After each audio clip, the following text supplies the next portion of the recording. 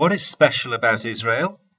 Well, our suggestion is that it's a combination of three key values which are covered and mentioned and sung about in Hatikvah. The penultimate line of Hatikvah, the Israeli national anthem, talks about to be a free people in our land. Lihyot am chofshi be'artzeinu. Freedom.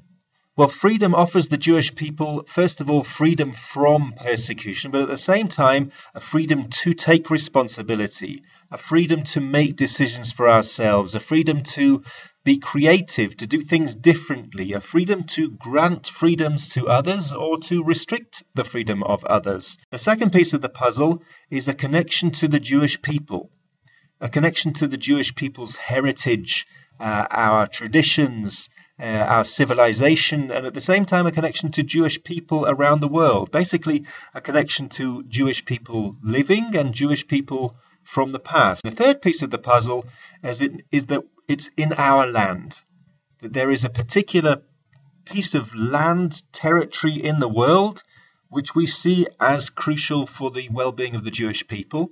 It's somewhere located in the biblical land, the Holy Land.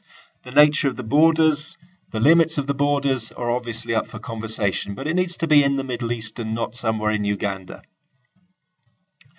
We can also look at these three values and see that in the past, the Jewish people has experienced two of them at the same time, but never all three. We have had time when we were connected to the Jewish people in our land, but we had no freedom.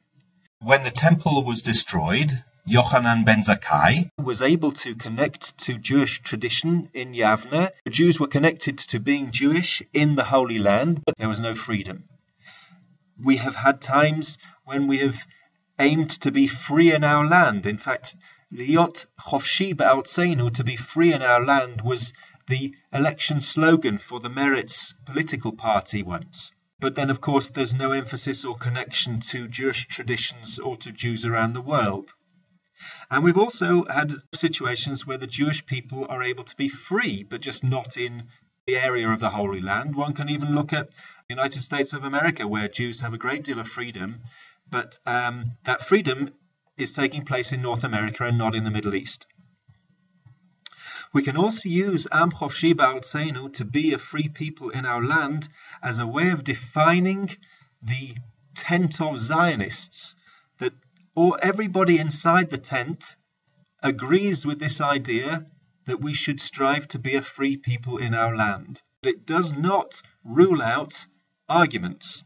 To what extent is Israel free? How much freedom, for example, freedom of religion does Israel offer when, for example, women can't pray with their talit when they're at the kotel? There are also arguments which can go on inside the tent about to what extent Israel is connected to the diaspora, to what extent the diaspora is connected to Israel, to what extent do Jewish values play out in Israel, and whether the Jewish values that do play out in Israel are recognized as Jewish values outside of Israel. What happens when we are also in a relationship with another people who see this area as their land? So, as you can see, there's a great deal of room for conversation, complication, and discussion within the tent, but it's a useful way of defining its parameters. It's a fairly universal aspiration. When the Western world got so excited about the Arab Spring and in Egypt people fighting for their own freedom, what the Egyptians have been fighting for is the right to be a free Egyptian people in the land of Egypt. To be a free people in our land allows us to celebrate how much freedom the Jewish people now has since 1948, how much richness the Jewish people has been able to imbibe from the existence of the State of Israel, and the fact that we are living back in our Holy Land.